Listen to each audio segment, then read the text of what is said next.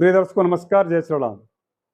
24 अप्रैल 2024 को मंगल वायु तत्व अर्थात कुंभ राशि को छोड़ करके और जल तत्व की राशि अपनी मित्र राशि मीन राशि में प्रवेश करने जा रहे हैं।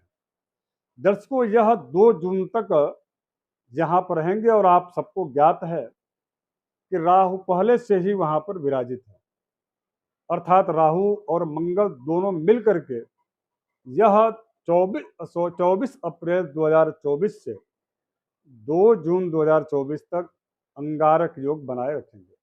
अब इसका प्रभाव आपके राशि के अनुसार आपके जीवन पर क्या होगा, आइए हम इसको जानने का प्रयास करेंगे। पुनः मैं आप सबसे बता दूं कि गुरु के राशि परिवर्तन का भी इसी प्रकार से हर राशियों का अलग अलग हमारी श्रृंखला आगे आने वाले कार्यक्रमों में आप देखने को आपको मिलेगा।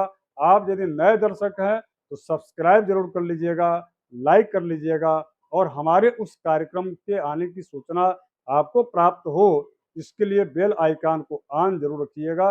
आइए मिथुन राशि पर इस अंगारक योग का क्या प्रभाव होता है, आइए समझने का प्रयास करते हैं। आपके कर्म क्षेत्र में मंगल और राहु की युति से बनने वाला अंगारक योग, पहली बात तो यह है कि यह अंगारक योग आपके ऊपर कोई अशुभ कार्य नहीं रहेगा, जैसा क्योंकि यह ज्योतिष का सिद्धांत है। राहु जिस भी स्थान पर स्थित होते हैं उस स्थान के स्थानेश के जैसा उनका फल हो जाता है, और जब भी ग्रहों की युति दृष्टि जो होती है वह युति दृष्टि अत्यधिक प्रबल हो जाता है और मंगल अपने मित्र की राशि में है,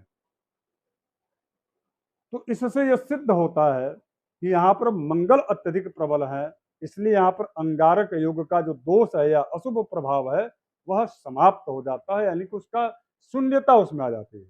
यानी कि यह मिथुन राशि वालों के कर्म भाव में यदि शक्ति आपको मिल जाए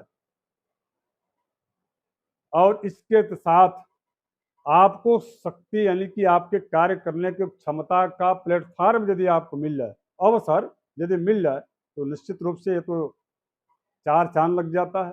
अर्थात यह मिथुन राशि वालों के लिए यह राशि परिवर्तन मंगल का अत्यधिक मंगल होने वाला है, अत्यधिक शुभप्रद होने वाला है, क्योंकि आप देख रहे होंगे कि आपके कर्म भाव में मंगल का यहाँ पर जो है मंगल राहु का योग बन रहा है और मंगल यहाँ पर दिग्बल को प्राप्त होते हैं।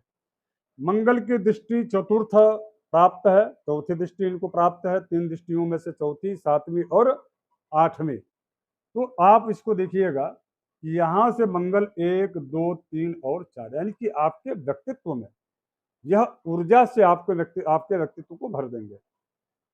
आप इतने ऊर्जावान रहेंगे मिथुन राशि वाले कि उनको काम करने का समय कम पड़ जाएगा और इतना इनके पास जो है इनका काम भी चलेगा जिससे इनकी व्यस्तताएं अधिक होंगे।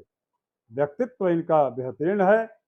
अब इनके बाद थोड़ी सी आप सूझबूझ के साथ विशेष करके रात्रि में आप निर्णय न लें व्यावसायिक, क्योंकि राहु आपके धन भाव को धन स्थान को दृष्टिगोचर कर रहे हैं, जिसकी वजह से भ्रमपूर्ण निर्णयों की वजह से आपको आर्थिक नुकसान संभावित है, हो सकता है।